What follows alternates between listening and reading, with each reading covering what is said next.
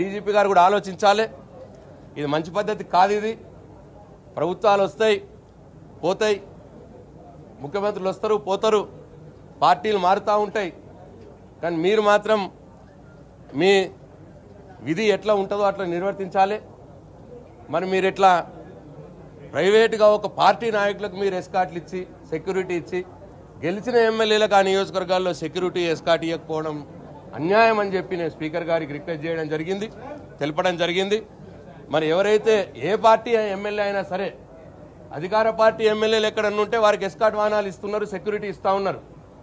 మరి అదే ప్రతిపక్ష పార్టీ ఎమ్మెల్యేలకు ఎస్కాట్ వాహనము సెక్యూరిటీ ఇవ్వట్లేదు అంటే ప్రతిపక్ష పార్టీ ఎమ్మెల్యేకు ఏం జరిగినా ఏం పర్వాలేదన్నట్ట వాళ్ళ ఉద్దేశం. అధికార పార్టీ ఎమ్మెల్యేకి సెక్యూరిటీ ఎస్కాట్ వాహనం ఎట్లా ఇస్తున్నారు?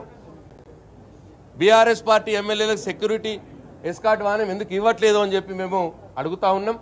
స్పీకర్ గారికి కూడా రిక్వెస్ట్ చేసినాం.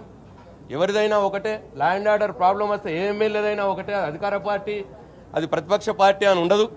కాబట్టి ఎట్లయితే మీరు అధికార పార్టీ ఎమ్మెల్యేలకు ఆయా నియోజకవర్గాల్లో సెక్యూరిటీ ఎస్కాట్ ఎట్లయితే ఇస్తున్నారో అట్లా బీఆర్ఎస్ పార్టీ ఎమ్మెల్యేలకు కూడా ఇవ్వాలని చెప్పి స్పీకర్ గారిని కోరినాం. వారు డీజీపీ గారికి కూడా చెప్తానని చెప్పినారు.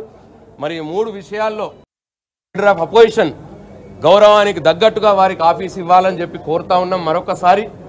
అట్లనే ఇప్పటిదాకా ఎట్లనైతే ఎంత ఏరియా ఆఫీస్ అయితే ఉన్నదో ఇప్పుడు కూడా గంతే ఏరియా ఆఫీస్ ఇవ్వమంటున్నాం. మేము ఎక్కువ ఏం అడుగుతలేము. ఆ ఫెసిలిటీ ఇప్పటిదాకా ఎట్లా ఉందో గట్లనే ఇప్పుడు ఇవ్వమంటున్నాం లీడర్ ఆఫ్ అపోజిషన్ వారికి.